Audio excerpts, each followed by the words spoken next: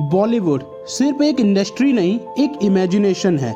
एक ऐसा सपना जो करोड़ों भारतीयों को दिखाया जाता है, लेकिन क्या ये सपना सच में भारतीय है या इसके पीछे कोई एक ऐसा खेल चल रहा है जिसकी परतें अब धीरे धीरे खुल रही हैं।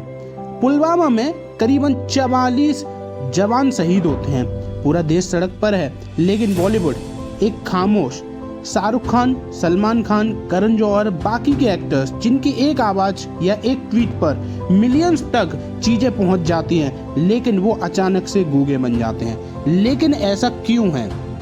लेकिन जब बात आती है पाकिस्तान की, तो वही बॉलीवुड स्टार्स जो अपने देश के शहीदों पर चुप रहते हैं, अचानक मोहब्बत जताने लगते हैं। सलमान खान की फिल्मों में पाकिस्तानी कलाकारों को प्रमोट करना, माहिरा खान के साथ इवेंट्स में नजर आना, करण जौहर की फिल्मों में पाकिस्तानी गायकों को गाने का मौका मिलना, क्या ये सिर्फ एक कलात्मक स्वतंत्रता है या इसके पीछे कुछ और बड़ा खेल चल रहा है? बात करें 2016 की, उरी हमले के बाद देश गुस्से में था। हर तरफ से मांग उठी थी कि पाकिस्तानी कलाकारों को बॉलीवुड से बाहर निकाला जाए, लेकिन तब करण जौहर ने क्या किया? उन्होंने अपनी फिल्म ए दिल है मुश्किल में फवाद खान को ना सिर्फ कास्ट किया बल्कि प्रमोट भी किया।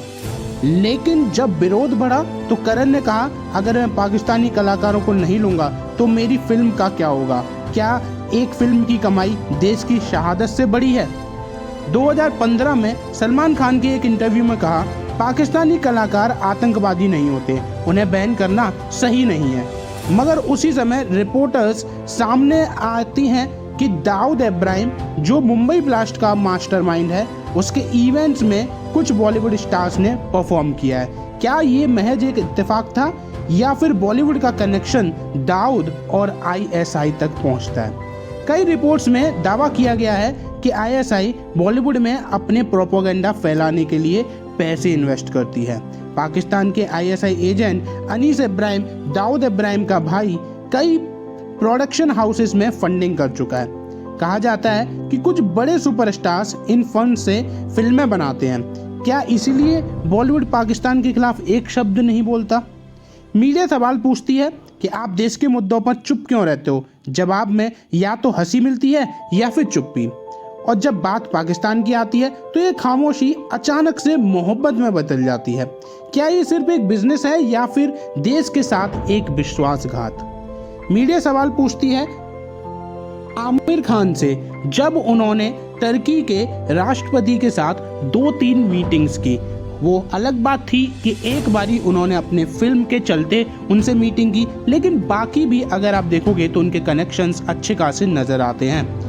लेकिन जब यहाँ पर अभी हाल फिलहाल में पहलगाम का हमला हुआ, आपने देखा होगा कि गिन चुन के आप उंगलियों पर काउंट कर सकते हो, उन्होंने उतने ही बॉलीवुड स्टार सामने आए होंगे जिन्होंने या तो 1-2-3 शब्द का ट्वीट किया होगा या कुछ रिएक्शन दिया होगा।